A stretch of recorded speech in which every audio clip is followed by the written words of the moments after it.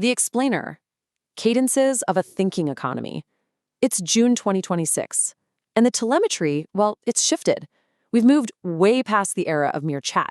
We're stepping into a reality defined by long-running autonomous agents. The data we leave behind, it's no longer just a record of conversation. It's literally the pulse of a structural evolution. So this forces a pretty fundamental question. What does an economy actually look like when it thinks? It's easy to imagine some distant supercomputer, right? Sterile and completely detached. But the reality is actually far more intimate. It's a living, breathing reflection of our daily friction. It looks like 3 o'clock in the morning, local time. Across the globe, in those quiet hours right before dawn, a sudden, concentrated surge of data hits the network. The queries aren't for corporate strategy or code generation. They're requests for sleep advice. An honest, vulnerable signal from humans seeking a bit of maintenance in the dark. If you trace the cadence of this network over the next 24 hours, the rhythms of our daily lives emerged in sharp relief. By 7 in the morning, the pulse shifts sharply to news aggregation as people prepare to face the world. The workday arcs, it peaks, and then, dependably, by 6 in the evening, the system floods with recipe generations. The machine breathes with the external pressures of its users. And then comes the weekend. The volume of corporate correspondence just recedes. But the network doesn't sleep. Instead, the ambient labor violently pivots. Business emails are instantly replaced by a massive surge in fan fiction, world building, and coding. The traditional workweek pauses, but the entrepreneurial hustle accelerates. Side income ideation and business planning absolutely spike on Saturday and Sunday. Section 1. Widen the frame, the macro pulse. Widening the frame to a macro level, we realize we aren't just looking at user engagement metrics here. We're observing a massive structural evolution in economic labor. Intelligence is actively diffusing into the very foundation of global work, anticipating and absorbing our bottlenecks. It absorbs human anxiety and procedural friction in real time. Consider the middle of April in the United States. A sharp, almost undeniable spike in computational panic materializes directly preceding the tax filing deadline. On April 14th, tax-related conversations are 8 times more common than average. By April 16th, they vanish entirely. The machine just swallows the deadline whole. Section 2.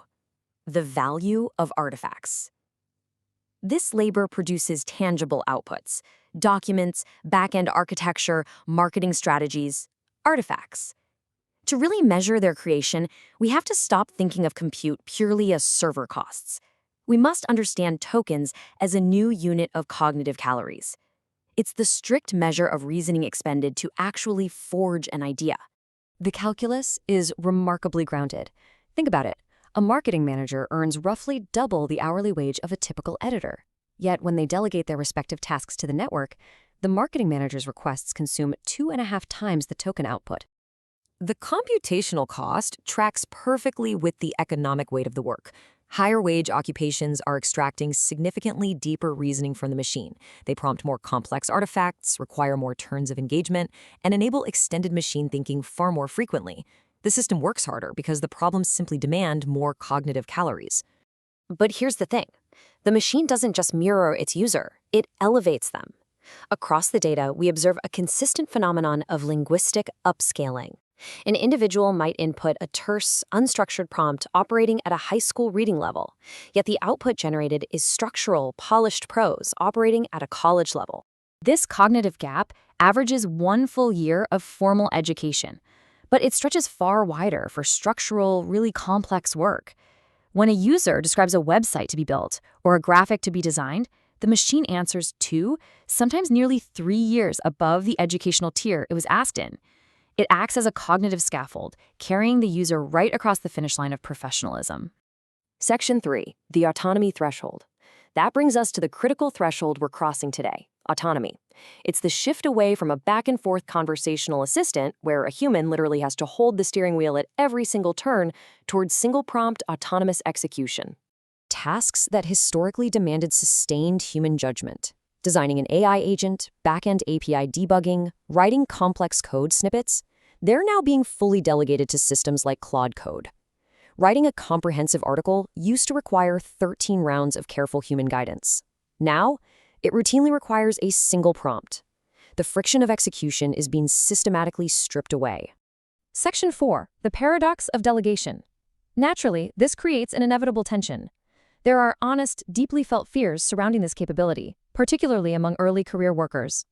The anticipation of displacement is a totally rational response.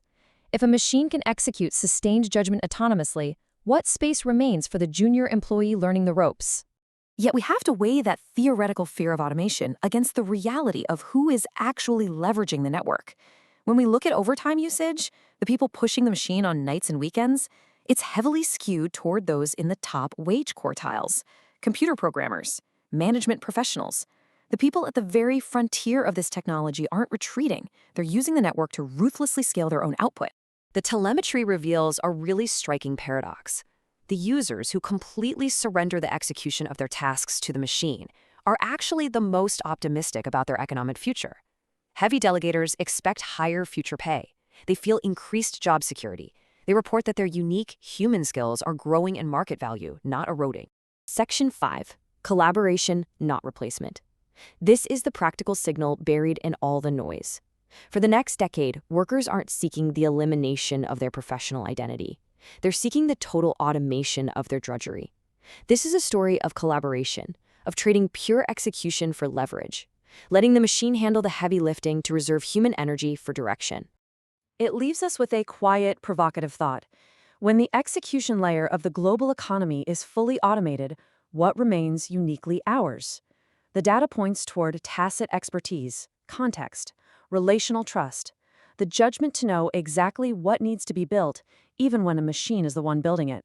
The heavy lifting is outsourced, but the architecture remains deeply human. Please note, this video is AI generated with Notebook LM drawn from Anthropic Economic Index report, Cadences by Anthropic. Informational only, not advice. If you've been enjoying the journey, like and subscribe. It helps the channel grow. See you in the next one. Thank you for listening. Take care.